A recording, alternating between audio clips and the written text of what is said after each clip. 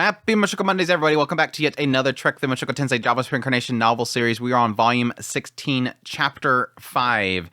And quite more setup.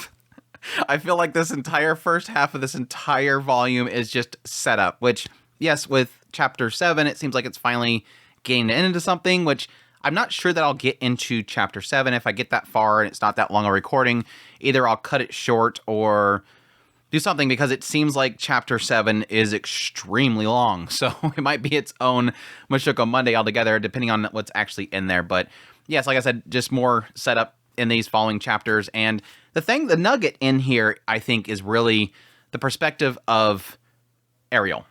Really getting into her and what she actually sees with this whole situation, which I think is honestly an eye-opener for me, because like I've said before, I don't really have a sense of what this girl thinking. What is her thing? Like, I know what Derek wanted, but I wasn't sure what she wanted. And it turns out that it's pretty much exactly what she says, what she kind of admits to him. And I like this. I like seeing that Ariel hasn't had things kind of figured out already. We're not going to see what she's had figured out. It's not been realized. It's more of an idea that she just hasn't figured things out. And I'm very impressed by getting that way of kind of telling her story. So with that said, let's jump into it. As usual, thank you guys so much for dropping by for the premiere. Hey, chat, hope you guys are doing well. Hope you guys enjoyed this Mushoku Monday. Hope your Monday is going well and that it will go well for the rest of the day. Additionally, I appreciate everybody that supports the channel through kind words. Super thanks, Patreon supporters, all that good stuff. Nicholas and Noah last week, once again, coming in there with some great support.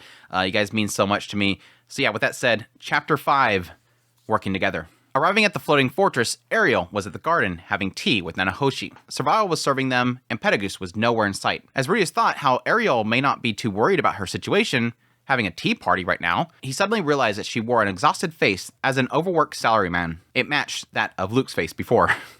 She tried to wear an elegant smile, but couldn't hide those circles under her eyes. She must feel cornered, sitting there with her eyes screaming for Nanahoshi to ask her what was wrong. On Nanahoshi's side, she looked uncomfortable, seeming to ignore her expressive plea completely. She wouldn't ignore an invitation for tea, but also clearly didn't want to get involved. She was a poster child for a lazy protagonist archetype, but she wouldn't flee from the table, as Ariel did offer her assistance when she was at death's door. Even if Ariel only lent the use of a magical implement, it would still help. Yeah, I kind of thought about that. Like, yeah, technically Nanahoshi wouldn't want to get out of there. Like, yeah, she's going to accept it. Like, yeah, this person did technically help me. But yeah, when I read that, I immediately go to, how did Ariel help? Oh yeah, that's right. She get like, here, use this ring, which in the end they didn't even use. But again, help is help. Spotting Rudius, Nanahoshi's expression relaxed. Oh, Rudius, come over here, please. Get over here. Oh, Rudius, mind coming over and sitting for a few? Sitting down, Serval poured him some tea. The cup clattered as it slammed down in front of him. This was unusually violent for someone as refined as her. Glancing up, he could feel the coldness emanating from behind her mask. Perhaps she was angry about his mistaken summoning of Aramanfi. Sorry about that. Yeah, I can see that. Like, she just, like, I don't know.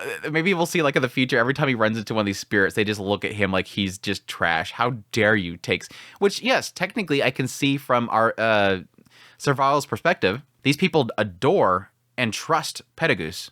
And the idea of one of their comrades being taken away from that same position they feel, they can relate to him and see equally that that's something that you just don't do. Okay, Rudius, please go ahead. Sylvie mumbled to Rudius as she took her position behind Ariel. Having her behind her seemed to relax the princess. Before arriving here, Rudius had spoken to Luke, and he was standing nearby. When he told him that he'd cooperate, Luke showered Sylvie with compliments for persuading him. Thank you so much, Sylvie. You managed to pull it off. No, it wasn't Sylvie. Well, Lord Rudius, it's been quite a while. I would congratulate you on becoming Dragon God Orsted's subordinate, but I must ask, are you sure that it was the right choice? Ariel lacked her usual vigor. Her vagueness indicated that Sylvie may have badmouthed Orsted to her. Thank you. Being the employee of someone powerful provides a certain peace of mind. That goes for anyone, not just me. You are quite powerful yourself. I suppose people of power tend to be drawn to one another. Someone like that wouldn't even give me the time of day. Hey, Nanahoshi whispered to him, poking him in the side. Orsted came to me yesterday. Yeah, and? I apologized to him, and he forgave me. Told me he hoped to continue our relationship. Good to hear. Nanahoshi looked like a weight was lifted off her shoulders. People often say that if sorry was enough to solve all matters, police wouldn't need to exist. While Rudius felt that most things could be solved by a sincere apology, he wouldn't be willing to forgive someone who tricked him and tried to kill him. But that demonstrated how generous Orsted was. Yeah, I was like, when I was reading it, I'm like, yeah, technically, Rudius, I don't really think that applies to you. Yeah, okay, he did it. He just admitted. If somebody tried to kill me, I would never allow it. Technically, Orsted did kind of kill him, so he technically is. I mean, it's not like he's forgiven Orsted, but he's working with him now. Ariel then spoke up. I also happened to see Lord Orsted. Her voice was pleasant as a bell. There was something strangely charismatic about her voice that made you want to heed whatever she said. She was gorgeous as well, hair more radiant than anything that Rudius has seen, an embodiment of beauty. She lacked her usual energy, but that only made her the ephemeral luster of an exhausted widow. I'm kind of interested how they kind of go back to this whole topic, because this has been something that has been weighing on me for a long time, and I'm actually surprised that we're in volume 16 and we still have not got the answer to this. I figured by now that we would have had some sort of answer as to why she is the way she is. That might actually come as they look into this king, if he is of the bloodline of Ariel. But yeah, it does make you kind of wonder, what has been this thing this whole time? My original theory was the idea that just like cursed children and blessed children, she would be classified. She has something of her mana that is messed up or whatever to make her what most people in this world would classify as a blessed child. And in that regard, whatever she says has some sort of magical power to it. Her words have a magical charm to it. But I do say that, but now with everything that has come up lately, it does sort of make me more wonder that it might not be actually the case, because Rudius has never been really affected by these blessings and curses. Well, technically he has, just not all of them. He's been crushed by Zenoba, and he's a cursed child, but maybe because that's physical, not magical.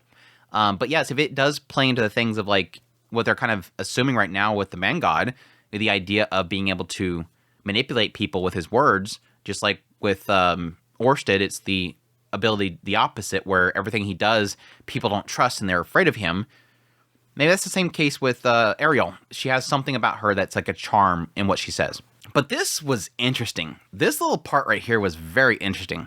He's a terrifying man. I only glimpsed him from afar, but that was enough for all my hair to stand on end, screaming that I was in danger. This made Rudius hesitant to tell her that he was working under his orders. But yes, she already knew that he was working for him. That was yesterday. He went home after enjoying some tea with Lady Nanahoshi. He seemed to be in a foul mood the entire time, but when Lady Savral spilled some tea on him, he didn't get upset with her at all. Rudius thought, did she do that on purpose? No, maybe she was terrified and it slipped. The atmosphere seemed incredibly tense, yet Lady Nanahoshi wore such a warm smile on her face, one that I had never seen before. Despite Lord Orsted's appearance and demeanor, he must be quite magnanimous and open-minded. That was a surprise to hear. Maybe the curse wasn't effective on her. That worked in their favor, but it could also be the man god's doing. Instead of using Luke, he could be pulling the strings of the one in charge. Orsted never hinted at such possibility, so maybe he had a good reason believing that the man god wouldn't touch Ariel. Now, yes, there's two things in here. The one is the aspect that, yes, Rudius is already shifting his... Rudius is being way suspicious of everybody, so he's assuming, okay, if she's accepting this and she's talking the way she is, maybe the man god's manipulating her. Maybe it's not Luke that he's manipulating. Maybe he's going straight for the source. So, which, yes, technically does make sense. The idea of why bother with Luke? Why not bother with the one in charge? Take her down directly. Manipulate her. But I think it would be a lot easier to do a manipulation of her than Luke. I think if he was manipulating Ariel, he could probably just have her give up or something. If, again, the assumption is that the man god even cares about the throne and who's on it. But the thing that is very surprising with this whole segment here is, yes, the aspect that Ariel is not, even though she has seen this person, she's not like everybody else in that she is completely distrusting of Orsted. She says that he's terrifying, says that she's scared of him, her hair stand on end, but she's not completely like against him. And I like how later on he does technically equate that, yes, there's a possibility that's just the idea that she thinks that she can use him. Maybe her charisma and her mindset of a person wanting to be king is fighting against that fear and that distrust. Even though I distrust him, I can still use him, that kind of thing. Use my enemies to fight bigger enemies, essentially. But it is interesting that it is sort of giving an indication here that this curse is not affecting her, or at least not affecting her as much as other people. Now, he says later on that, I'm not going to push that and have them actually meet because it could be a radius thing. The closer he gets, it might push her to the point where she can't that she will be completely terrified and irrational like everybody else. But it is a cool thought. And that kind of plays into what he's saying here, and I'm kind of curious if Refugin was intending this, bringing up this idea that the man god might be manipulating Ariel, at the same time that he's talking about this idea of the curse not affecting her possibly. That could be two in the same. The idea that not only is this fear of Orsted not affecting her at least completely, but also if she was encountered by the man god, it might be a case where the man god can't control her, so he's not going to encounter her. Again, assuming that the man god and Orsted have a similar curse that are opposites of each other. Apparently, he's only so hated by everyone because the curse he bears. Oh, truly? In that case, perhaps I should have said hello to him. He was intimidating enough for me afar that it made my legs tremble. If I heard his voice up close, I might wet myself, she chuckled. Although, it does feel quite good to... I forgot about this line. YouTube, please. YouTube, please. I'm reading a book. Although it feels quite good to relieve yourself in front of people. Yep. That's Ariel. Yep. That's Ariel. Pardon? Lady Ariel, Sylphie scolded. Reese had heard that the Osran upper crust was full of perverts. There was something incredibly immoral about hearing a girl so classically picturesque talk about golden showers. Rudy, wipe that depraved grin off your face. You're in front of the princess, Sylphie cried. Yes, ma'am. He covered his mouth, wondering if his face betrayed his thoughts so easily. He was really only interested in seeing girls that he liked do erotic things. He'd like to see Sylphie pull off this stunt, but asking her might make her hate him. Yeah, I'm gonna leave that. I'm gonna leave that there. No commento. No commento. Nanahoshi wrinkled her nose in disgust, and Ariel cleared her throat. At any rate, Rudius, Lord Rudius, it made perfect sense to me that when I heard that you were working under Lord Orsted. Oh? Why is that? Because I believe that it would take someone as powerful as him to be able to control someone like you. There's so much in this segment about power. I love the emphasis on power here, because that's what Ariel has always been seeking. She's always been after power. I need you. I need you. I need this person. I need these people in power to all back me. That way they lift me up to where I can meet my opponent face to face. Because right now I'm staring up at them. They have all the power. I need to build myself up. But she's realizing with this defeat of Petagus, I think mainly, this is this person that is the most strong. All I need is him. But I can't get him. Because I lack power. And Rudy's over here is power. And she even admits here in a minute, I can't control him either. I think she even mentioned that early on. Well, I'll work under you. You can use my name. No. Because she felt like she wasn't worthy to control him. And it sort of, I think at the time, or maybe she indicated, I forget exactly if it was my assumption or what she stated. In my mindset there, it was this idea that she herself can't tell people that she controls Rudius because she's not powerful enough. It made sense with Sylphie, Fitz, because it was an unknown. Who is this Fitz? But Rudius people know who he is, and they know what he's capable of. And they know full well that she can't control him. That can't be a true... There's no way that he's backing her. She is so obsessed right now with power, and because she's failing to get that power, she feels inadequate to everything of power. And it's almost like she's in a pouty state right now. Massive self-deprecation, I guess. Rudius thought, it didn't take much to control me. Sylphie could just ask for a favor in bed, and I wag my tail. He wasn't expecting that from Ariel. Instead, just cold hard cash. He'd only work for money and women. Still, that said, Rudius had to get to the matter at hand. When you say someone powerful, don't you mean someone like yourself, Princess Ariel? She put a hand over her mouth and narrowed her eyes. Oh, I didn't realize you flatter people like that. Rudius had become desensitized to such titles as of late, but Ariel was still a princess of the Asura Kingdom. Sitting at a table with someone with status of hers was sort of out of the question. But status aside, she had been working hard to increase her influence. Almost every person of key positions in Soraya had some connection to her. Academy principal, the vice principal, top brass of the Magician's Guild, head of the Magical Implement Workshop, top administrators of a company, and the branch leader of the local Adventurers Guild. Those were just the ones that he knew about. But invoking her name could lead to favorable treatment just about anywhere. In short, she didn't lack connection, and had plenty of power. I did entertain the idea of having you as my subordinate. You did you? I gave up on that idea quickly. For a number of reasons, but chiefly because your power is too much for me to handle. Ariel stared off into the distance of white clouds and open sky, mumbling to herself. You hold power beyond yourself. It will be the end of you. Rudius thought that she was talking to him, but he was mistaken. Turning back to Rudius, she explained, when I was younger, I saw a play at the palace. That was a quote from the great demon empress, Kishirika Kishidishu. Rudius was sure that she'd never said that, but it was probably something that someone came up with. The girl he had met would never say something that clever. This is one of those things where, yeah, I think partially it is an aspect of revisionist history, because even the whole idea of who fought who in that battlefield has already been proven at this point to be hogwash. And yeah, but there's still a side of me that always kind of thinks that there is this other side we're going to learn of Kishirika eventually. Like maybe as she gets more power and she gets bigger, maybe her mind changes quite a bit. Like not only does her body grow, but her mind gets bigger and thus she matures in different ways. But yeah, I'm still waiting for that kind of reveal. When the Golden Knight Aldebaran defeated her, Kishirika cursed him with those words as she lay dying. Aldebaran became king of the humans after that, but everyone feared him. In the end, his retainers betrayed him and killed him. The place she spoke of showed the darker side of human nature, but was definitely different than the history that he knew. That play is always performed when one of the royal families celebrates an important milestone of their life. Yes, Rudius thought that was typically their 5th, 10th, and 15th birthdays. Asura Kingdom celebrated them with grand parties, and the royal families apparently staged a play as well. It deviates from history, but I'm told that it highlights the frame of mind a royal should have. So, it was inaccurate, as suspected. The Golden Knight Aldebaran and Kishirika Kishidisu... God dang it. Aldebaran and Kishirika Kishidisu. Like, it was like the whole thing with Arielle that they decided to change. Like, why are they... And it's not that they're changing it because just a minute ago they said Kishirika Kishidishu. And now it's Kishidisu. Like, it's Kurisu. Apparently it's Chris now. Anyways, damn it, Seven Seas.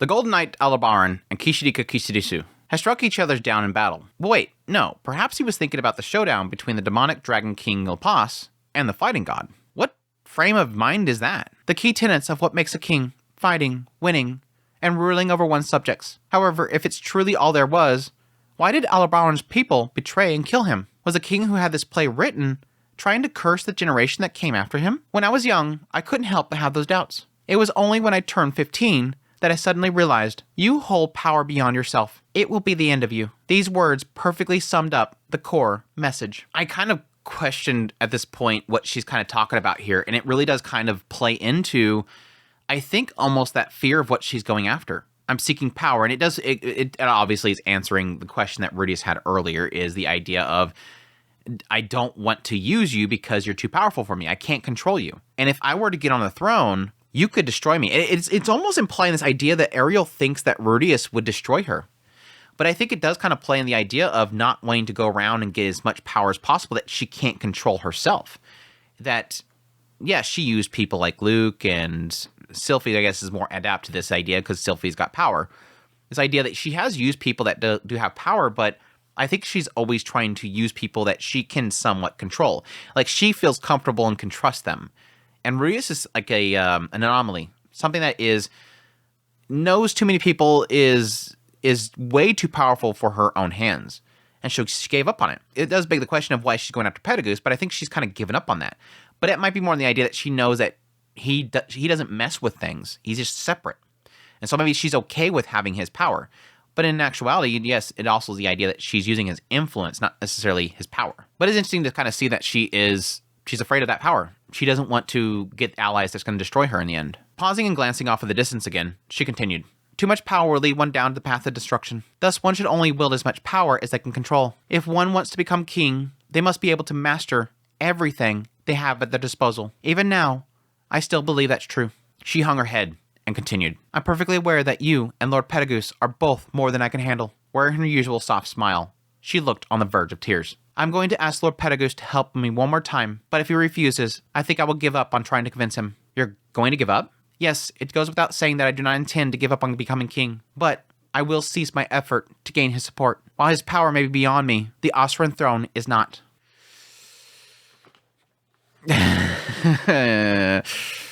Don't know about that, girl. Rudius felt like sighing. She was far too caught up in whether something was beyond herself or not. Princess Ariel. Yes, what is it, Lord Rudius? What part of me do you think is so powerful? He always dreamt of having someone see him as powerful or special. You literally have like an entire house full of them, dude. You have an entire house full of them. But he didn't think of himself as extraordinary. He hadn't reached the level that could be called impressive. Oh, if I were to name all of your incredible qualities, the list would go on and on. I suppose the biggest one would be your impressive maniple. My maniple, huh? That was true. He had Laplace's aspect. It gave him an impressive one. It was beneficial in the past, but maniple alone wasn't a solution for everything. All problems he had faced required other solutions. But yeah, I'd argue that most cases in those situations, they either bought you time or they were part of the equation, fighting the Hydra. Easy example right there. Ain't no way in hell any other mage would have pulled off what he did. It would be very difficult. I would see it very difficult for them to have stopped the fire breathing. Now, they could have maybe been able to stop it before it used it, but it's one of those cases where that's hindsight. If somebody goes in there and faces that Hydra, you learn about the breathing because it went off. You don't learn about it. You might have learned about it from somebody else. Maybe somebody went in there, maybe one person survived and everybody else got roasted, and thus you know about him breathing fire. And then you go, okay, well, if he brings his head back, somebody chop his neck or something. But for him, his situation, he's seen that coming, and it was his massive maniple that supplied enough water to push it back. Pretty much every battle that he's been in, I think his impressive maniple has been the fuel for a lot of abilities he uses. But yes, I agree with him that, yes, all these other points where it's not combat related, he's having to use something else, his mind. Perhaps if my maniple could solve every problem I'm facing, I would agree that I'm a powerful person. What problems are those? Hard to give concrete examples since these problems are a daily occurrence. Right now, I spend every day worrying how I'm ever going to explain what's going on in my family. He was terrified of the man god and scared of Orsted as well. He glossed over all the details and lied to his family, having no idea how to explain things. Yet, Ariel said that he was powerful. That was a joke. Oh, quite a self stab here. He's done this before, honestly, but it is kind of surprising that Sylphie is right there and he's telling Ariel this. He's literally saying to Ariel, and Sylphie is right behind her, I'm always debating every day if I'm ever going to tell them what I'm doing, because I can't. Inside, he's saying, I'm terrified of these two beings, and in the middle, I'm lying to my family about what's going on because I don't know how to explain to them. I don't know how they could even understand this. I think most of the time he's kind of afraid of how the response would be. Especially with Orsted being involved, he's constantly afraid they're going to take the wrong perspective out of it. With the man god, he's afraid of telling them because he doesn't want to get them involved. There's a lot of things kind of pushing at him. And I like how, despite the fact that he's getting buttered up by Ariel, yeah, you're incredible. He's like, no, I'm a lying cheater. I'm a coward. How can you say that I'm powerful? If my maniple can solve me being able to answer the important questions to them, I'll expend it. It's a good realization there. Admittance, I guess, is a better word. I can't speak for Lord Petagus, but I'm not powerful at least. I'm simply the husband of your close friend, who happens to have a bigger maniple than most people, and a lot of odd acquaintances. But I'm just your average magician, really. One who is constantly worried over something. It was cliche, but it was his honest feelings. Taking Ariel's hand, her skin was soft, and fingers dainty. While Sylphie pouted, she'd have to deal with it for a moment. He's just taking her hand, and Sylphie's like, what? Don't. It so plays into everything that was happening in, like, volumes 7, 8, 9. Like, everything around fits. It was like this whole situation of her being afraid that Rudius would bow to Ariel because she didn't want Rudius to become like everybody else that was just enchanted by her and just served her like puppets. And here literally is. He's touching her hand. No! Rudius, no! Princess Ariel, I did not come here today for a simple chat. You came here to talk me up instead? She kept a gentle smile, not flustered by him grabbing her hand. He sensed some exhaustion behind it, but it was otherwise a flawless poker face. If that was all it took to sway your heart, that might actually be somewhat appealing. But actually, Luke and Sylphie were the ones who asked me to come here. She jerked her head and glanced to the two behind her in an unusual display of alarm. They begged you to help me? Her dainty fingers squeezed his hand like a steel vice, exhibiting more strength than he had thought possible. The two of them said that? She mumbled. I didn't come here to look down upon you condescendingly, scoffing about how you need my help. In fact, it It was just the opposite. I need your help. It's like, what's the opposite of that? Is that I need your help? Or that he's looking up at her. He briefly wondered about how she would have reacted if she was her normal, confident self. That does make you wonder. Like right now, she is extremely vulnerable. She's defeated. And he's kind of leaning in, grabbing her hand and saying, I'm coming to help you. And she's flustered because she's like, finally, I have something. And yeah, it begs the question of like, how would she act if she was her older self? Oh, I guess I'll allow you to serve me. Won't you please let me work alongside you? A tear fell from her eye. It was beautiful. Yet, strangely, he was surprised that she would cry. He wondered why. Because she's literally defeated right now. She's crying because she's given up. I think there is an aspect of like right here before Rudius says this, my assumption, and it kind of qualifies it later on. Right here, she has given up. She knows she has decided, I'm going to ask Petagoos one more time, and if he doesn't say that he's going to help me, I'm just going to go. She's literally saying, I'm going to try one more time, and she knows he's going to say no, but she's going to try one more time. Then she's going to go back to Asura, whether she has him or not. And I think she's saying, I will become king no matter what, but I think inside her, she's thinking, I'm going to lose. I'm going to march off to there to my death. Now, I don't know if that's 100% true because I don't see her bringing everybody to their death. She's going to basically be walking in there with Luke and everybody. But maybe that's just that choice. Like, he's chosen to survive, to follow me. I can't not do this. And so we will just go and try. Maybe there is a hint of her. But again, that kind of plays into what Luke said in the previous chapter. This idea that it's not necessarily that she's going in there to be defeated, but there's a good chance that she's going to lose a lot of people, but gain it. Like, she's confident that she will gain it. Luke thinks that she can gain it, but she won't be able to hold it. That's the gamble. Can you hold it? She wiped the tear away and forced a smile. This is the first time I've ever heard a pickup line that managed to shake me to my core. She clearly wasn't joking around. She schooled her expression. Her cheeks weren't blushing, and she ceased her crying. She looked every bit the dignified princess. I admit, I would be grateful for your assistance. However, she studied him, trying to suss his intentions. You are Lord Orsted's subordinate now, yes? Will he really allow you to do such a thing? I have already spoken with him about it. Which means that you're acting on his orders then? His curse didn't seem to affect her completely. So it might not hurt to be honest. Still, he stuck with his plan to keep it a secret. I kind of agree with him. There is a side of me right here where I'm like, I would probably just at this point say, you know, he wants you to be on the throne. But yes, I do kind of agree with him that you still kind of have to keep that. There is still an element here that could technically be in play. Like, just mentioning, yes, he wants you on the throne could make her fearful of even going to get the throne. There is like that possibility, I guess. No, not at all. I was the one who said I wanted to help you, and he told me that I was free to do whatever I wished. All right, very well. Be sure to convey to him my gratitude then. Sylphie seemed unhappy with how he handled things, but it's how it had to be. In that case, I look forward to your support, and I look forward to working with you.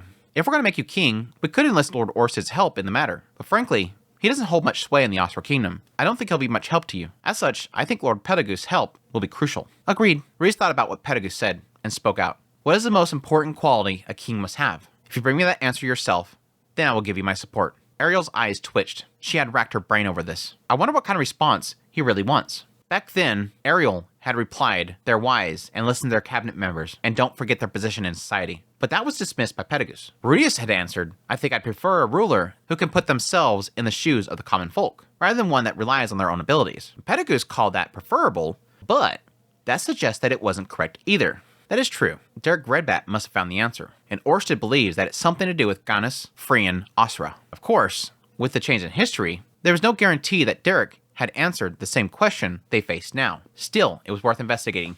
That is an incredibly good point. I like every now and then Refugien will bring up a question mark that I never really asked myself. I love this kind of stuff.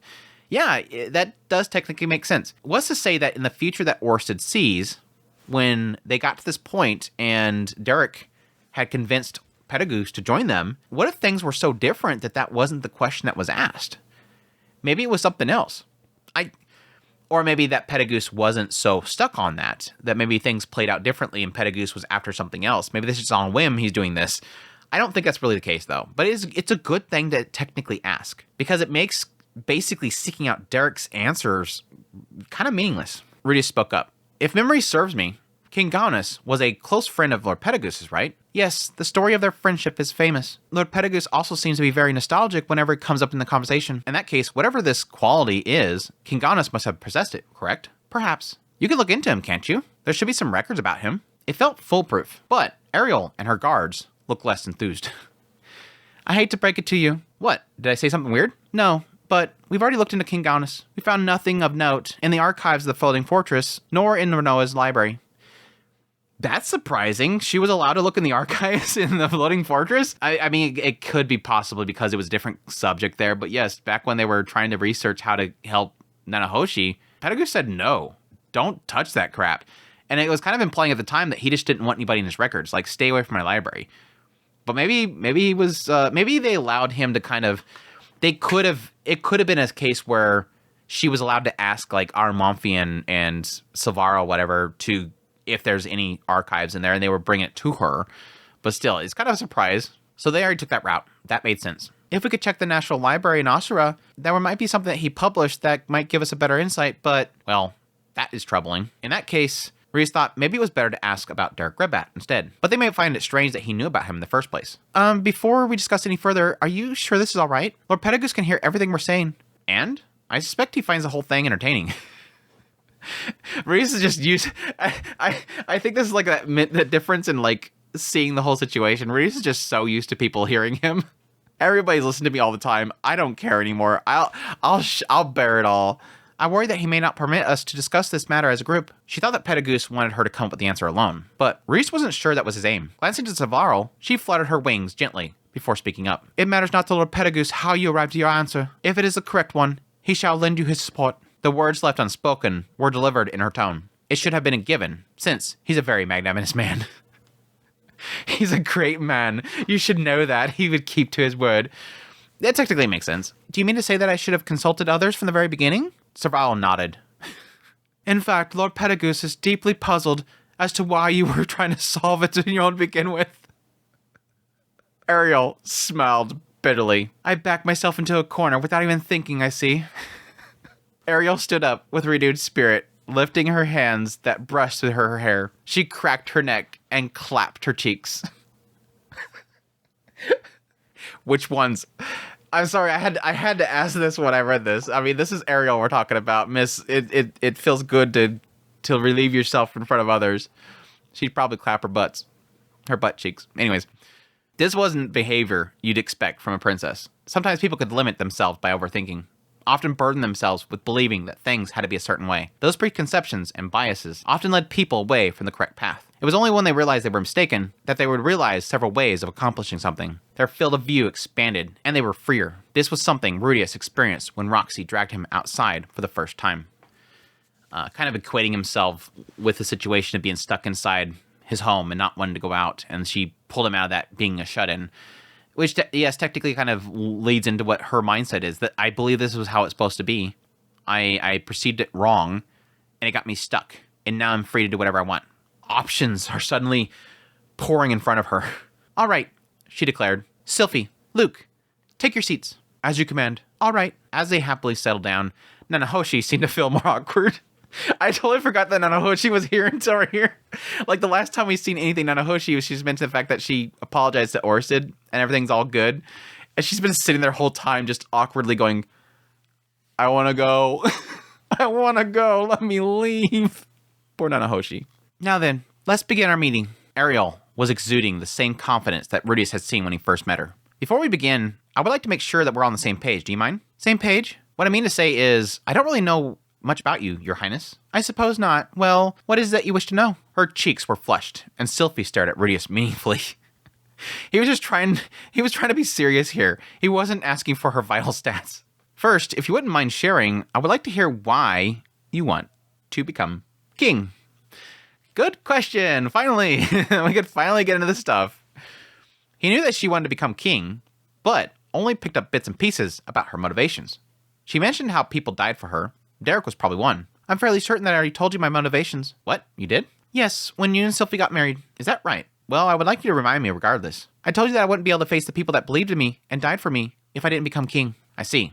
So you're doing it because the people who sacrificed their lives for you. Could you tell me more about these individuals? Is that somehow relevant to our current problem? He knew this look of rejection. She didn't want to talk about this. I don't know if there's any relevance or not, but from where I'm standing, it seems like Lord Pedagogus is testing you. In that case, maybe if we dig into your history and motivations, we might be able to find clues that leads us to the answer that we seek. I see what you mean. This is... I'm very mixed on this point. Like I said before, this is what I was opening up this entire Mushoku Monday for, is this is an interesting thing here, because on one end it does make me a little bit disappointed in Ariel as a character. Not the writing, because I know what I kind of get what Refugion's doing here. It, as a person, it does make me a little disappointed that this is Ariel. I would figure by now that she would have gained something. But this is what I was sort of talking about before. I've indicated this before, that this is where I think Ariel is at. So it is kind of confirming for me. This idea that back here, she, had the situation. She wanted to be alone. She wanted to just mess around. And Derek's saying, become king, become king, become king. The kingdom needs you. And then this tragedy befalls them. She sees Derek bleeding out in front of her, dying. In his dying breath, he says, please become king. And she agrees to that. She accepts that and promises him that she'll do that. And I think following that, she got swept up in it. She couldn't turn around. And I kind of assumed at that point that, I believe that she as a person got swept up in it and she couldn't back off. I'm now being hunted down. I have to go for this now. And as it's happening, it's snowballing. More people are dying, trying to protect me. And they all believe that I can become king. And it's snowballing. And more people are dying, more people dying. I do appreciate that it seems like to indicate that point, which she changes, she starts to essentially note who's around her. She's taking note of those that are around her. Everything about them. They're all precious to her. And thus that fuels that idea of I cannot let them down. I cannot die. I will never be able to face them in death and see their disappointing face when I didn't achieve what they died for. Again, they're indicating here that Ariel is not necessarily wanting to be king. She has to be king. That's the problem. And so it kind of feeds into, it kind of gives credit to Pedagogus. This person doesn't deserve to be king. The kingdom, I'm not going to support somebody that just wants to be king because person died. Pedagogus doesn't care about those people. He doesn't care to back somebody just because they want to look good in front of these people that died. That doesn't matter to him. So credits to him for not supporting her. But great in the idea that this is now a chance, and this is where I get into my beliefs for what Refugion's doing here, is that we're going to see a king be born. And that's much more exciting. That's what this is. This is kind of opening up the door for me, is that I have no expectations for her now. But I'm expecting that Refugion has plans with this character to make her king and let us see her become king, which I think is a lot more interesting than as if she became a king back here when we were getting vague sights of the story. Again, all we really seen of them in Astra was this whole thing around Fitz protecting her. We didn't get to see much of her, what she was doing, how she was becoming king, and if she even deserved to be king or what her whole purpose of being a king is. We're going to see it as it develops, I think. There's a possibility that we're going to see going, I hope. I mean, it could be completely against me, but my hope is that I'm going to see and read the birth of a king. We'll see. He was throwing out excuses, but it made sense. He had no idea what made a true king, or what Pedagogus wanted to call it. He knew squat about kings, aside from the ones that he read about in novels. He remembered the line, "A king lives for his people." No, it was more than that. He existed to guide the people. His ignorance on the topic meant that racking his brain was not productive. Very well then, I should warn you that there was many that died. We lost an especially great number when we fled from Astra. 13 people, to be precise. The 4 knights were Alistar, Callum, Dominic, and Cedric. The 3 mages were Kevin, Johan, and Babette. My 6 retainers were Marcellin, Bernadette, Edwina, Florence, and Corinne. I doubt I will ever forget their names, as long as I live. Our journey was brutal. We fought together and overcame so many obstacles. Every single one of them desperately desired that I become king and died trying to make that happen. Ruiz thought Derek wasn't one of the named. I was like, what is this like? We seen it in the chapter. Was that a different timeline? It made me think that was like a different timeline or something. That was odd. Or should have mentioned Derek had died, but Ariel hadn't brought him up. Maybe he wasn't important to her. I kind of thought right here that it was mainly because the idea that he died before she started caring about those around her. So it's obvious that these 13, she knows so much about them. But back here, Derek, she doesn't know much about. He died before she could learn about him or care to learn. Tell me more about each one of them, he said. Very well, it'll take some time to do so. Are you all right with that? I don't mind. Every single one of them must have been important, so I would hate to skip any of them. The atmosphere became less tense. Ariel grinned, and Luke gaped in surprise. Sylvie, on the other hand, appeared to be smiling proudly, and Hoshi was the only one that seemed uncomfortable. I want to leave. In the anime, you just need to keep cutting to Nanahoshi when she's like, I want to leave. All right, in that case, Ariel slowly opened up about the 13 that she lost. How they were born, how they were raised, how she met them, their dislikes, likes, personalities, what they were proud of, the conversations they had, what made them laugh, angry, cry. She spared no details and talked about who got along with who and who hated who. Finally, she explained how they died. Each had their share of drama, but they were real people who lived and died. It's pretty cool to know that she, again, took note of that much stuff. It was, again, at that point, they all became very special to her. And it does make sense to the idea of even a king. She needed to know who she could trust. She needed to know everything about them as well. The conversation told him everything he needed to know about the 13. Sylvie and Luke chimed in about their own experiences. All three of them a wealth of information and shared about their loss. Ruya's future self said that Sylvie left to join Ariel because she was disenchanted with him. But he wondered if she would go regardless. The bonds they shared was so strong that he couldn't discount that possibility. It made him a little jealous. They gave their lives for Ariel, died protecting her. The weight of that was something that he knew all too well, and he thought it was good that Sylvie knew it as well. I like this kind of callback to the whole feature diary thing because, again, what I sort of mentioned with that whole thing was that everything was so vague, and there was a lot of discourse happening around that Mushoku Monday when I went to the journal, and I think it was so great because it's one of those rare moments where I think it's so vague that even those that have finished the novel series don't really have an answer to it. But I guess there is sort of an answer here, but to remind, yes, it is still speculation of Rudius. He doesn't really know what the future Rudius' Sylvie was thinking then. But yes, he's sort of giving credit to that self, that future self, Sylvie, and the idea that she wanted to essentially carry on that torch of all those that fell. Because Sylvie, Luke, Ariel cherished them all, and they died trying to get her there. And so yes, obviously when Ariel's leaving, she's going to want to carry that torch and leave her family. Unfortunately, leave her family. And poor Lucy. Leave poor Lucy. That is all, Ariel said once she finished. Interesting. Sadly, this gave him nothing related to what could be a true king. Their bonds was evident that she was fit for the role, though. King Arthur's round table had 13 seats after all. Well, yeah, it worked if you didn't count the extras that survived. But I do agree. This is kind of a good sign of a...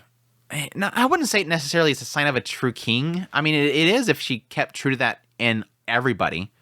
Like if she wanted to know every commoner, every person, not just the people that served her. But no, I don't think it makes a true king having full knowledge of those that are supporting you. That doesn't make it. That's not a king. That's unfortunately that is what makes a corrupt king because they only care about those around her. Oh goodness, I did forget someone else who was very important. Derek Redbat. There it is.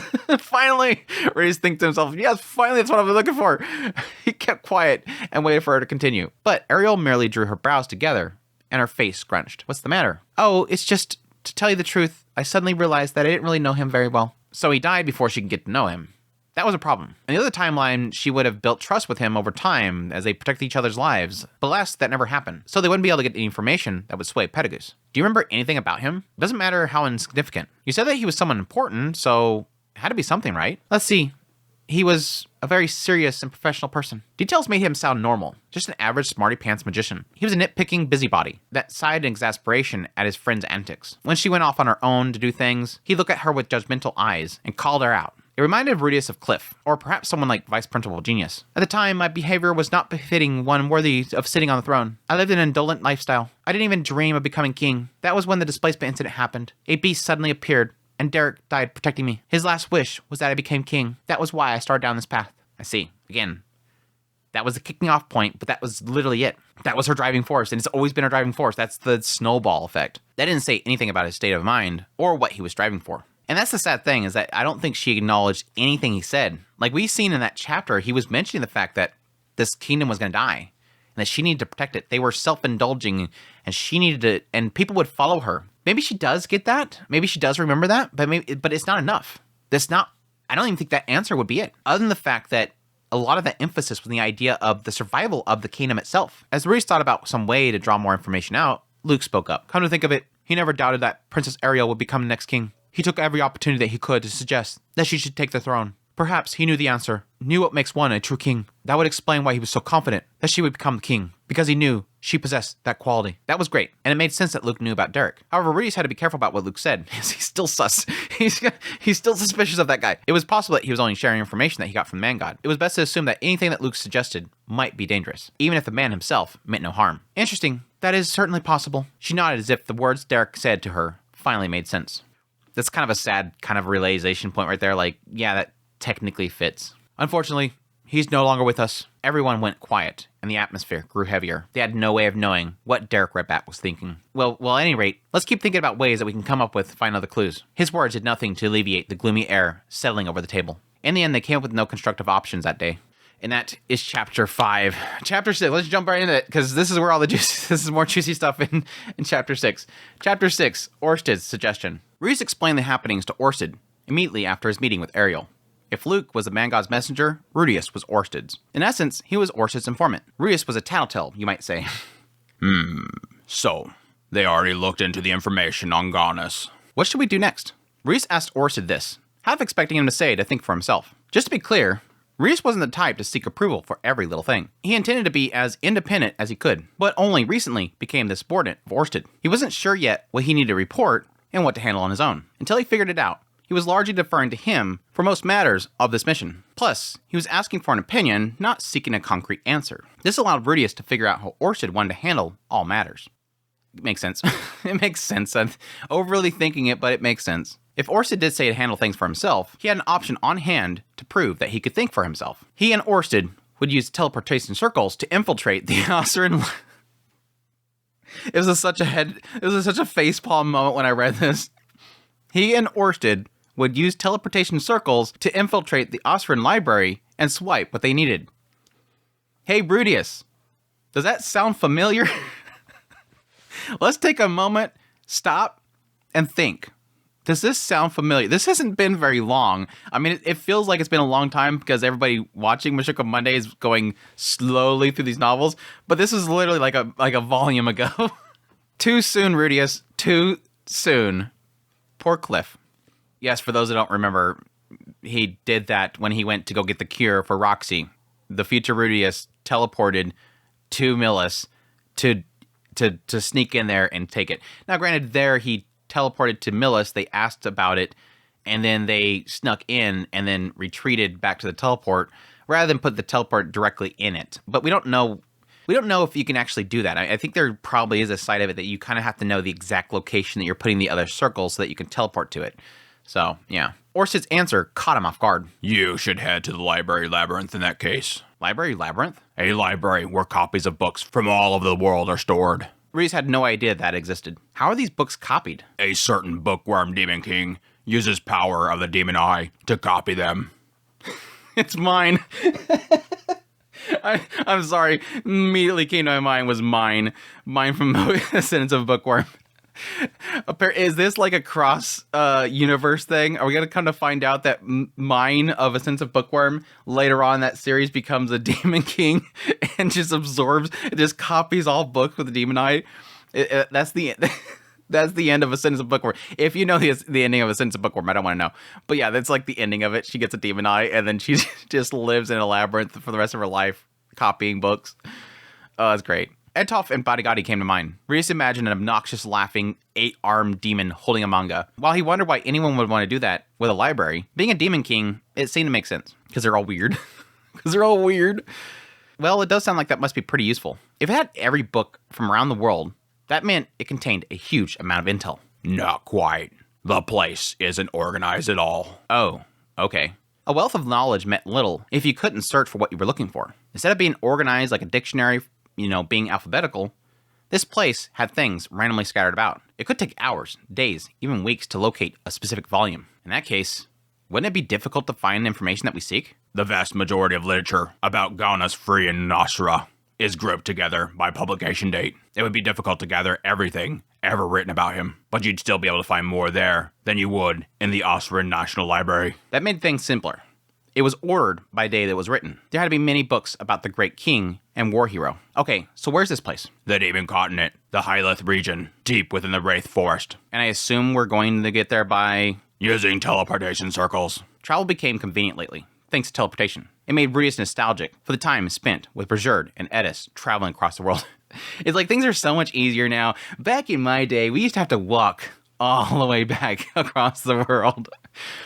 I mean, there was a lot of adventure there. I do admit that travel was probably one of my favorite points in the series. It's just this long, never-ending path they had to travel, not knowing when they're going to get home and how long that took, all the experiences they had. And I think there was so much change that happened to Rudius in that travel. I mean, he learned about death. He learned about saving money. He learned so many responsibilities that were placed upon him. Very well. I'll suggest it to Ariel and the others. Rudius thought it would be unnatural to suggest an obscure location out of the blue. Maybe it would be better if he said that he prodded Orsted for information and he knew about it. He could see opposition for mentioning Orsted, but it could allow him to flex his persuasive prowess. Orsted had likely recruited him, expecting that he'd be useful that way. He's got to show how he can persuade people. As Rudius went to leave, Orsted called out to him. Rudius. Yes? If you cannot find the answer even after you've combed through the various materials on Goddess, try this. He handed Rudius a picture of what seemed like a book. It was beautifully drawn, and he wondered if Orsted drew it. And this is? You'll understand once you read it. Of course, if the book you find on Goddess provides the answer you seek, then you needn't bother with it. His words were vague, but seemed to contain hidden meaning. Still, Rudius stuck it in his pocket before leaving.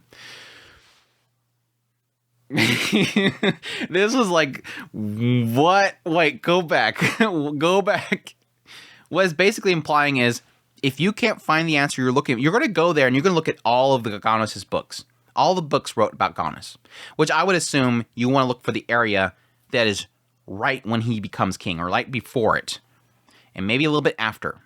But at some point, you got to stop, because then it's that revisionist stuff that people are going to start writing the wrong thing. This is the raw information about him. But he's saying, if you don't find it, here, take this drawn picture of a book. It's kind of vague there, but my assumption here is he's saying, if you can't find your answer, look for this book. But if you find your answer, don't bother with that. It's a trump card. Like, this is your option if this doesn't work.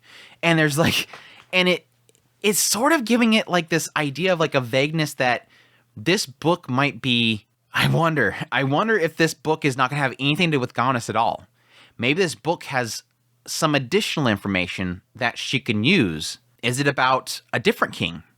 Is it about possibly a different god or leader that was in the past that you can possibly get some information about? Maybe it's going to uncover something that is unsavory and it's the last resort. It's just like, what is this? And specifically, it's something Orsted knows about. Why Orsted has read this book, and it's presumably nothing to do with Gaunus, because if he read the books about Gaunus, if this book was about Gaunus, he would have the answer already.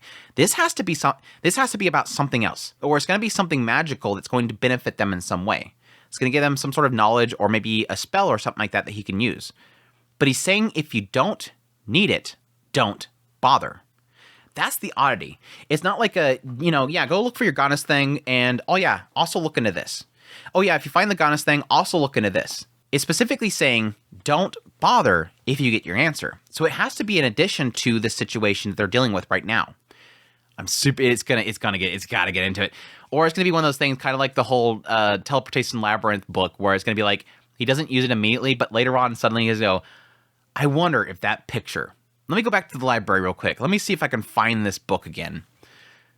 Or he's going to grab it and take it. He's probably going to grab it and take it with him. Well, this is the book that he was talking about. I guess I'll keep that. That's what's going to happen. They're going to be looking for the Gaunus information. He's going to see that picture and go, oh, that's that book. Well, he said if we don't find the information, he just stick it in his pocket. They're going to find the information they need, and then later on he's going to open it. That's my theory. Super interesting. Like, I love little things like this. I would have asked him more. Like, can you explain more, please?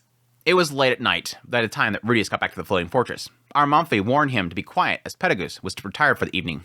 Knowing Ariel would be asleep too, he considered resting for the night and catching up with her in the morning. As he headed for the guest quarters, Something caught his eye in the corner of his vision. He assumed it was a roach. It seemed the spirits couldn't protect the place from infestation. It made sense with the rats in the basement. But then he realized whatever it was stood outside a nearby window. As silver light poured through the glass, a beautiful garden spread beyond it. Squinting, he noticed someone sitting at a nearby table. The moon didn't provide much light, but I squinted and noticed sitting at the table outside. We're missing an object. This is two 7Cs what the moments here. What the heck? I squinted and noticed sitting at the table outside. Like, notice a thing sitting there or noticing it sitting out there? Damn it, 7Cs. But yeah, squinting, he noticed it sitting at a table nearby. He stepped out into the garden to find Ariel sitting at the table, bathing in the moonlight. She was peerless beauty, spacing out and almost immobile, staring out to the fantastical garden. Princess Ariel? Her shoulders jumped as she turned to look at him. Oh, it's you, Lord Rudius. What are you doing out here at this hour? I couldn't sleep, so I sneaked out here. Without alerting Sylphie or Luke? Yes, my apologies. I simply wanted to enjoy the night's air a bit by myself. Well, everyone has their moments like that. Even a king. A king is still a human being. So, of course, Ariel went silent. It was so funny, kind of notes here, like, dang, her going out here alone when so many people want her life. It's like, well, this is like the only place she technically could do this. Like, anywhere else, she's, yes, has her life at threat. But here, at least, I would assume that Petagoose, and if Petagoose wants her dead, she's dead. There's nothing Luke and Sylphie can do about it. But on the opposite end, anybody else that infiltrates this place to come kill her, they're dead. Like, Petagoose is gonna kill him. Still, Rudius could kill her. I guess that makes sense. Kings apparently weren't supposed to show weakness, but that only meant they couldn't expose it. Not that they didn't experience it. Everyone had moments of vulnerability where they needed to gather their thoughts. That goes without saying. So what were you thinking about? He sat down, knowing that she didn't want to be disturbed, but he needed to talk to her anyways. I was contemplating whether I was fit to be king or not. That was words that he was hoping not to hear. Well, you seem like you'd make a splendid king to me. Royalty are good at putting on facades to fool people. It's merely an illusion. Ah, so it's something inside that's eating you up then. Ultimately, I'm only going down this path because I couldn't face anyone otherwise. Maybe I was never cut out to be king. Maybe I would have been better off accepting an arranged marriage to whatever noble was deemed best for me, and bantering with Luke as an equal, as I once used to. Her voice grew quieter, and he'd never seen such fragility from her before. This was bad. If she gave up on the throne, he'd be in hot water. I hate this moment. I kind of hate this moment. I'm of two minds here. Like I said before, this is cool because this is sort of showing us that we're going to see the birth of a king. If Refugian's path here is to make Ariel the king eventually in this story, I think what we're going to get here is the birth of a king. We're going to see her actually build up and find purpose in what she wants to become. Because in actuality, what she's admitting here is from a state of vulnerability here, that she's given up, that she's realized that this is all an illusion. She's been telling him, what you see in me as being a splendid king is that facade I've created. I've created this facade, and you're seeing how elegant I am and how beautiful I am, and it's working on you, right? But in actuality, deep down, she's admitted with the last discussion, I only want to become king because people died. That doesn't make a king. And it's almost like this moment of there's like almost a side of me that, like, if I was sitting here in Rudy's position, I almost want to say, then don't. Like, what they wanted you to become king because they believed in you and you had that charisma, but if it was all a facade, they died in vain. That was their fault for making that decision. It doesn't change who you are. Forcing yourself to become a king that's not fit to be a king is not gonna, it would be worse for more people. So yeah, you get where I'm going at here, because I realize it sounds really mean. Her giving up now would be best, because she would only be disappointing 13 people. If she keeps pushing herself to become king for those 13 people that died, and even more people are probably going to die in that process to become king, then she becomes a king that now can let down thousands and thousands of people that are now going to be looking to her to be king, and she's not fit for it. If she has no drive or purpose to be king, and Petagoose probably knows that, you're going to become king and you're going to make more people suffer because you don't even know what it means to be a king. So that's why it's going to be probably nice going forwards. We're probably going to see where she gains that purpose and that meaning to become king. Maybe she reads something in those books in there and realizes it all makes sense. I see what it's probably going to be what Gaunus did. There's probably going to be something in there that she's going to go, oh, that sounds like Asra right now. That sounds like what they face, what they're facing right now. Or maybe there's a purpose or something like that's going to connect to her directly. It's super curious what they're going to do, because if it's handled good, and I trust Refugien to handle this well, it could be amazing. But there's got to be something that's going to have to click really good, and it's going to make me stand and shout. We'll see. But yeah, it's kind of sad that Rudius here is thinking, oh crap, for me, that's not good. I'm going to be in hot water with Orsted unless I push her to become king when she's giving up. Like, she's realizing that this is probably not a good thing for me. I probably should stop. This is all a facade. This is all a lie. I probably shouldn't do this. And Rudius is going, crap, I gotta get her back on the illusion of here that she's good. This was bad. If she gave up on the throne, he was in hot water. Especially since Orsted was already laying plans for her to be king. That aside, he still had a very high opinion of Ariel. She may have been driven out of Ashra, but she hadn't given up.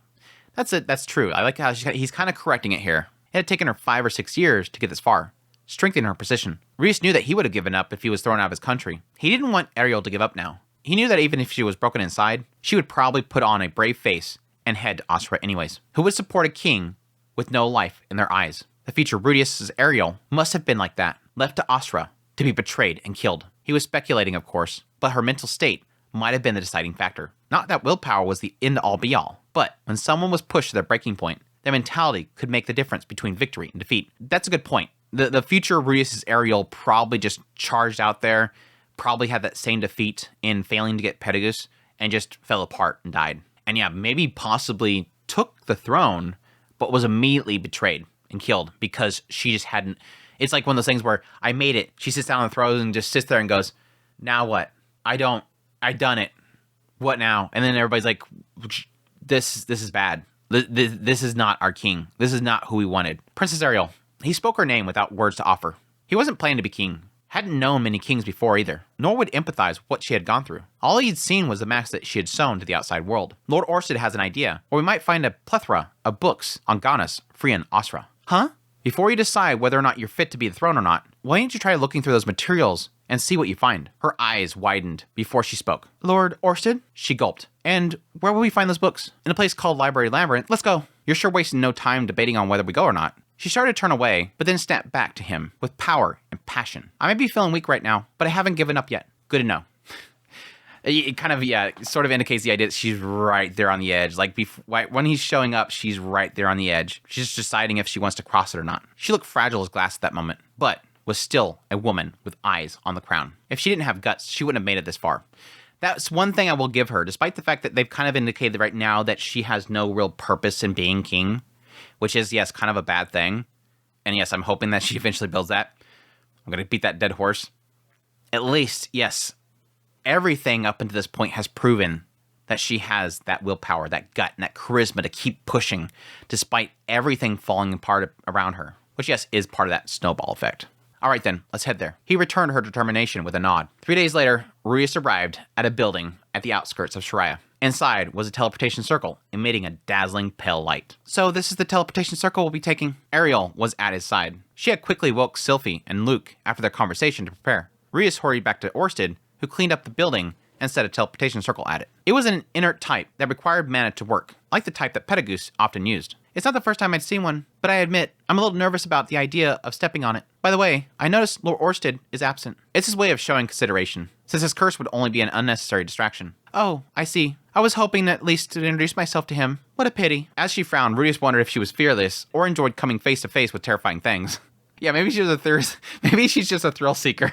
Either way, he couldn't have her meet Orsted. The worst part about his curse made those who looked upon him lose all rationality. Even Sylphie and Roxy, with their sensibility and knowledge of the curse, couldn't trust Orsted. I really am curious now if that actually would affect her. I'm wondering if she's actually resistant of it. She might not be resistant of the terror, but maybe she's resistant to the irrationalness of it, I guess. I mean, he's a grumpy-looking dude, so she might just be afraid of him because he's grumpy-looking.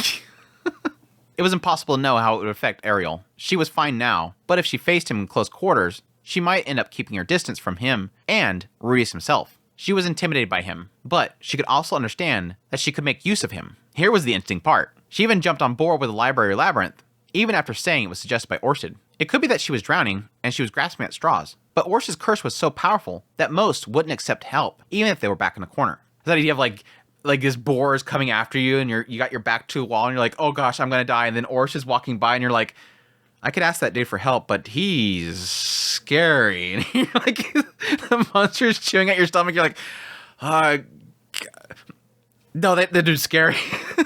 Could you imagine that? I could imagine that Orchid probably has stories like that, like people getting attacked by like packs of wolves and just going like, no, never mind. Sorry to bother you, sir. Don't worry. Because it makes sense because it's a curse that's literally affecting their mind. Okay, that got dark. But no, this is the ending part where it's technically indicating this idea that he does get in the idea that yes, she could be just so in the state of I'm kind of in trouble right now. I need him. Or yes, it could be the idea that she is so set on this idea that I need to use people for my benefit that it's become so second nature that it almost fights the curse itself. Sylphie spoke up. But this circle is something Orsted made, right? I don't want to get thrown into a pit of beasts, Luke grumbled. Don't speak like that, you two. Lord Rudius would never lead Sylphie into danger, would he? Ariel said. Of course. I already used it once, just to be sure. Nothing was unusual about the destination, besides the smell of mold, and there was dust everywhere. He didn't venture far, though, because it was a labyrinth. Then let's be on our way. Or so I would like to say, but first, would you like to introduce them? Behind Rudius stood Edis and Ghislaine. Upon telling Edis about the library labyrinth, she lit up and wanted to tag along. You know that's for sure, because that was something that she talked about when they were traveling together. She badly wanted to go to one of the labyrinths with him. I mean, that was something that she dreamed all the time. I mean, that was like the whole thing with the goblin slaying. That's something she's always dreamed of. She wanted so badly to go to labyrinth with him, but he kept telling him no because it was an added danger. He didn't want to get involved with labyrinths as they were traveling. While Rudius figured that she wouldn't be much use hunting down books, and Orsted assured him the place wasn't very dangerous, you would never know, and it wouldn't hurt to have extra firepower. In regards to Ghislaine, it was a perfect opportunity to introduce her to Ariel. He was going to wait until after he got to know Ariel better, but she already had a high opinion of him. Plus, it would have been harder to get Ariel to trust Ghislaine if he introduced her when she set off to Asra. A labyrinth was a good opportunity to test the waters. Only problem from Ghislaine's perspective was not knowing squat about etiquette. Even Edis brought up the fact that she was anxious about her wardrobe and, in the presence of royalty. It was ironic because the two of them had never said such things before. Like, yeah, normally they don't care about their appearance or whatever. Now suddenly they're acting like, crap, do I look all right? Yeah, that is kind of an interesting question. And I think that's probably because Edis's perspective, I think she's changed a lot. And I think Ghislaine's just kind of following suit with it. Sylphie had assured them that Ariel wasn't fussy about manners. But still, she offered to give them lessons. In the ensuing 3 days, they worked hard to prepare themselves. Edis stepped forward, but Rudius put his hand to stop her. What? Princess Ariel, this is Edis. As I'm sure you're aware, she has earned herself the nickname Berserker Sword King. She's accompanying us today as my bodyguard. He then whispered to her, okay, now it's your turn. Edis started crossing her arms before catching herself. She always does. She's never going to get over that. She does it every time. Oh, crap. It's just like it always has to happen. She then put her hand to her chest and bowed her head. The name's Edis Greyrat. A pleasure to make your acquaintance, Lady Edis. I'm the second Princess Ariel Anamoy Asra. I have heard many rumors about you since I was younger. Not good, I bet. Ariel chuckled. True, the ones that made it to the capital weren't the most flattering. However, I don't judge people based on whisperings I hear of them. It's all hearsay after all. Edis didn't respond. The fact that you stand beside Lord Rudius is proof that they're not all to be believed. The people he keeps in his company may have their quirks, but none of them are bad people. Edis crossed her arms, pleased. Somebody talked positively about Rudius. One. That's, again, like I've said before, that's how you win Edis's heart. All you have to say is, Rudius is amazing. I like you. You're a good person. That's kind of a bad thing. If somebody wants to break into Rudius's house, they just have to knock on the door and go, I like Rudius. And she's like, oh yeah, you want to come inside? Edis crossed her arms, pleased. She had already forgotten about the etiquette of nobility she was supposed to be following. That's right. Rudius is amazing. Good. You understand. Indeed. Having said that, while we may not be with each other's company very long, I look forward to our time together. Ariel curtsied gracefully. Edis just stared down her nose at the princess and snorted, although she did dip her head slightly. Sylphie cleared her throat, scratching the back of her ear. Edis gasped quietly, dropping her arms, and retreated a few steps. After forcing a smile, Rudius continued. And this is Black Wolf Ghislaine Didolia. I brought her to introduce you to her in hopes that she might become one of your bodyguards, your highness. Ghislaine stepped forward, took a knee, stared the princess down. Ghislaine, she grunted. That's her introduction. Ghislaine. It's kind of like that first scene. Like, I always think about this whenever I think of Ghislaine. That first scene that she appears in the anime, and everybody's like, "Oh, Ghislaine, what's going on?" And she's like, "Oh, here's our child." It's just like these grunts. She's just a girl of few words, is all. A pleasure to make your acquaintance as well, Lady Ghislaine. I am the second Princess Ariel Anamoy Asura. When you were still serving in the Fatoa region, I have one question. I was told if I serve under you, I would be able to take revenge for Lord Saros. Is that true? It seemed rude and even odd that she even practiced etiquette, but Rudius could see that it was something Ghislaine couldn't compromise on. He did already set the groundwork, telling Sylphie Ghislaine's goals. It is true. If you accompany me to Ashra Palace, we will find out together who was really responsible. Who pulled the strings to take down Lord Saros? No, not we. I will be the one to find out for you. And when I do, please use the blade of yours to see justice done. Ariel shot a meaningful look to Edis as she spoke. Reese thought, was she actually interested in her as well? She did look boyish and badass, but no, that couldn't be it. Ghislaine was the one that wanted revenge for Saros, but Edis had a greater reason for wanting his death avenged. Ariel likely thought Edis was after the same thing and was acting as a bodyguard in name only. Here's this interesting thing. Well, let me finish this next part. Rudius didn't know Edis' thoughts on that, but if she had the opportunity, she'd probably take it. Rudius himself would as well. He wouldn't go all out and hunting down the person that murdered him, but if there was the mastermind behind it, he would bring them to justice. This is that interesting thing, because I've always kind of been curious about this. Because yes, after everything that's kind of unfolded, that is the massive question mark. I think even when Ghislaine brought it up, it was like, oh yeah, that's right. That's the thing. We never did get that revenge. And so when Ghislaine brought that up, it made sense for her. And so it clicked in my brain when it happened. Like, oh yeah, that she was serving them. Edis is now safe, because that's been her focus. They're dead. I need to make sure that she's safe. Now that she's safe, okay, now I can go back to this. This mission's done. This is left undone. Now I can handle that. But yeah, there's a massive question mark, is what does Edis think about this? My assumption is that yes, when we got to this point, they got back there, yeah, she was torn. I lost my family. She adored Saros, it seemed. But there was also something she mentioned at that time, that she was sort of being discarded by that region. They didn't really need her. They were trying to send her off to be a warrior. But she probably still cared for Saros. But I think what happened is right there, similar to Ghislaine, her purpose changed. I got to focus on this now. I got to get strong so that I can help Rudius and become his equal, so that we become family. And I think because of that long time she was training, she sort of left the mourning behind. So I kind of agree with Rudius here, where I think it's not that big of a deal for her. But if it was placed in front of her, she'd probably do it. Like if suddenly, out of nowhere, if somebody walked up to them right here and said, oh, no need to look, it's this guy. And here's the proof. I think Edis would chop him in half right there. I don't think she would hesitate. But again, I think it's because Edis was so young and she found a different purpose, and that purpose kind of swept up in her mind, and now she has that thing that she's gained. She doesn't care to go run off and find that person. She's focused right now on Rudius. I want to be with Rudius. He is the one that I love, and I'll follow him. I don't care about this stuff. That was my past life. She gave that up, essentially, and that does technically make sense to her. She gave up her name. She died, as they claim. I think Alphonse kind of put it that way, that she pretty much died that moment.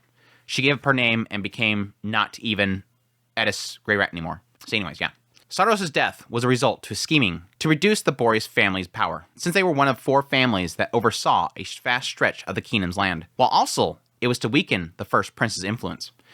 Now here's where it kind of is the question mark, because Ariel, the way that she's speaking right now, it almost sounds as if she is confident she possibly knows how to find the person. We know that for a fact it's not Ariel, because yes, we've seen that at least Darius and the prince was kind of involved in that whole situation. But it could be somebody else. I'll be very curious if... It's kind of one of those things where it's not necessarily that vague. It's not very obvious to the cast right here, I guess is the thing. It's interesting that they say that it was an attempt to weaken the first prince's influence. That doesn't make any sense because, yeah, from the perspective that we get of Saros' death, it seemed that Darius and the first prince were involved, not the second prince, Halfast. So I'm not quite sure what that has to do with anything. Now, it could be that Darius and them kind of schemed to get him killed in order to restore that faith for them, but I thought it was a complete power move. Like, I'll have to go back and check, but I think it was a complete power move. Like, it was to gain power through Darius. So it's kind of weird they're saying it's to weaken the first prince influence. So I'm not sure about that. But then again, that's probably Rudius making an assumption there. I will. Ghislaine bowed her head to Ariel before turning to Sylvie. Well, what should I do then? For the moment, we'll have you come along as Princess Ariel's bodyguard. Please shield her from the ashes of battle. Ashes? Are we going up against a fire-breathing monster? You know, she's gonna take it literally. Where's the ashes at? No, oh, I mean, no, no. What I mean is take down anyone that tries to attack her. So that's what you mean. Understood. Also, no need for fancy titles from now on. Just call me Ghislaine. Well, it's an honor to meet both of you. All right, then, let's get going. It was time to enter the library labyrinth. And that is chapter 6. So yeah, that kind of turned out to be quite a meaty episode here. And so yes, obviously not going into chapter 7. This is going to be, again, probably, we'll see. Like I said, I haven't even started. I'm not sure if a lot of that, sometimes if it's involving combat, I'm not sure if there's combat involved. I'm assuming there's combat involved because we have quite a few fighters that are going to be joining the labyrinth, and it is a labyrinth. It might end up being quite condensed, but we'll see how chapter 7 turns out. Obviously, typically, I just don't condense dialogue because I don't like to mess with the meaning in it. So anyways, that's it. I cannot wait to dive into the library labyrinth. I hope you guys will join me next week as we dive into chapter 7 as per usual. I hope you guys enjoyed this Mushoku Mondays as always. If you did, make sure before you leave, hit that like button. You guys are getting real bad about not hitting that like button. Unless you just don't like it, then yeah, you don't have to hit the like button, I guess. But Babaka. It's not like I need you to hit the like button or anything, Babaka. But yeah, as per usual, greatly appreciate you guys for dropping by for the premiere. Again, hey chat, hope you guys have a great rest of your Monday. As always, greatly appreciate you guys for your support, your kind words, just cheering me on, keeping this going, sharing this out, telling other people about Mushoku Monday. All that stuff means a lot to me. And yes, as per usual, greatly appreciate everybody that supports the channel monetarily through Patreon, tips, links, super thanks, all that stuff. It means so much to me. Again, last week, Noah, Nicholas, as always, coming in with the great amount of support, and it means so much to me, you guys. Words cannot describe how much it means to me that you guys keep this going and keeps the lights on. So until the next Mushoku Mondays, you all take care.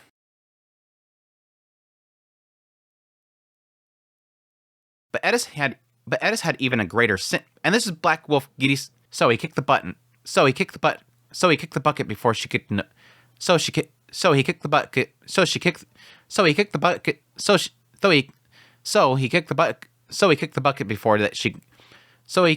before she can get to know him. Somebody needs to chop his neck or whatever. Lord Orsted has an idea. We might find a plethora